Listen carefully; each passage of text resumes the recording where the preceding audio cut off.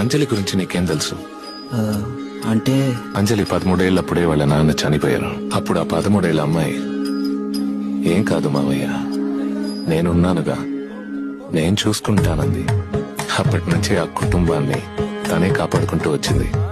మా అమ్మని, మా ఫ్యామిలీని ఎలా చూసుకోవాలో నాకు బాగా తెలుసు. రేపు నేను ఎవరిని చేసుకున్నా వాడొచ్చి నాకు హెల్ప్ చేయాల్సిన అవసరం లేదు. ఎవడో వచ్చి కాపాడతాడని నేను వెయిట్ చేయట్లేదు. నేను చూసుకుంటాను. అమ్మని అర్థం చేసుకుని అమ్మ మీద అఫెక్షన్ చూపించే అబ్బాయి దొరికితే చాలు. అంజలి లైఫ్ లో నేను కేవలం ఒక భారంగా మిగిలిపోయాను. ఆ భారం మీ మీద పడుతుందని భయపడకండి. నన్ను నేను చూసుకుంటాను. ఎక్కడికైనా వెళ్ళిపోతాను. మీరు అంజలికి భారం కాదు, మీరే అంజలి బలం.